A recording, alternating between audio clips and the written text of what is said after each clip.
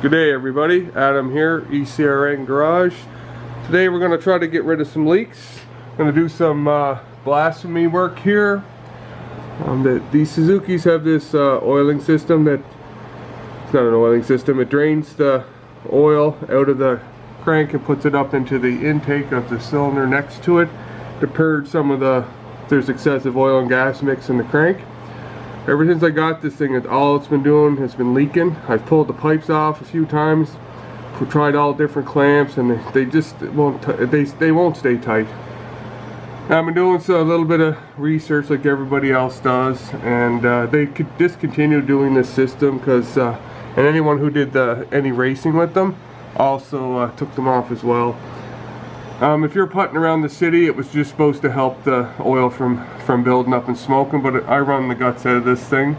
So a friend of mine who's a machinist and a motorcycle mechanic, he done some work like this before, so I'm going to pull out the one-way valves in the base of the engine and in the intake, and he's going to make me some block-off plugs so I can get rid of about 3 oil leaks and 3 vacuum leaks as well. I'm going to do a couple things to this 380 that the internet purists don't really like, but I've capped off the crank vent system that goes up into the intake. I couldn't get the pipes to stay on. They're always leaking. I had oil leaks underneath in the intake. The 2 of the pipes I found when I took the carburetors off were not on, so I had intake leaks, so I'm just done with it. I drive this thing hard enough. I don't have to worry about it getting built up with fuel and oil in the crank.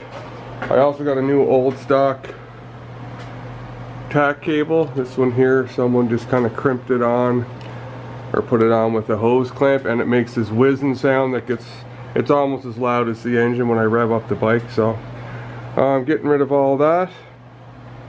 And I'm just in the process of cleaning up the carburetors. Number 1 carburetor, all the emulsion tube holes were all full of, actually blocked right off all 6 of them.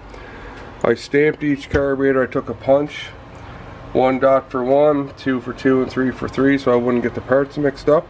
I'll show you the inside of the third one. The first one was absolutely plugged. I don't know how it was even running. The second one was fairly clean. The emulsion tube holes were blocked in it. So I'm just going to take apart the third one here, and I'll show you the insides of it when I get to that stage. So I got number 3 carburetor apart. Nothing to speak of. It was actually fairly clean. The jets are all clean. The floats. There's a 80 main jet pilot. I didn't have a magnifying glass to read it, but I don't think there's any markings on it. And I just blew everything out, run some carb cleaner through it, and everything seems clear, so I'm just going to put this back together and fire all 3 carbs back on. So unfortunately my SD card got corrupted, and I lost all the footage of me driving this thing. I've got about 3,000 kilometers on it since I did the video with where I cleaned the carburetors, but as you can see, there's no engine. I was driving home one day, I was leaving the stoplight, shifted in the first gear, let out the clutch, went to shift in the second, heard a little clattering noise, and literally it was clattering. Grabbed the clutch and the engine shut off, so I pulled over. Kickstarter was locked up, so I called my wife to come get me, and we got the motorcycle back home. So some buddies of mine last week went out and wanted to see what happened to it.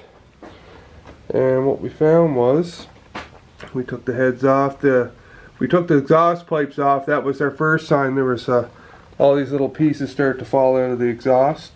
And there was actually some in the carburetor on that center cylinder, which is the one they tell me is, when it goes, it goes. And I don't know if you can see in there, but there's some, that middle cylinder's ruined, so it's still locked up. I'm still going to pull it apart.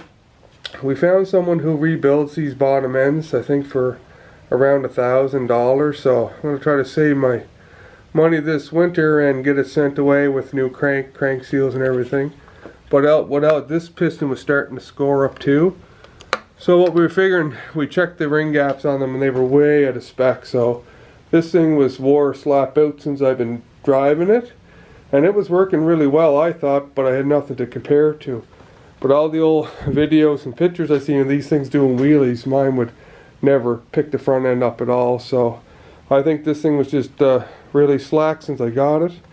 But if I get it rebuilt, well, I'm going to try to get it rebuilt. I want to get this thing back on the road. And it should be a pretty good machine after that. I'm going to repaint it the teal color that it was, I believe. And I'm probably going to repaint the frame. Everything is pretty original and kind of scabby and dirty. So I'm going to clean it all up while I'm saving some money for the engine rebuild. So sorry about the lost footage, but the next update on this will be probably when we get it all apart and ready to send it off for repair. Thanks for watching, and remember to subscribe and click the notifications to keep updated.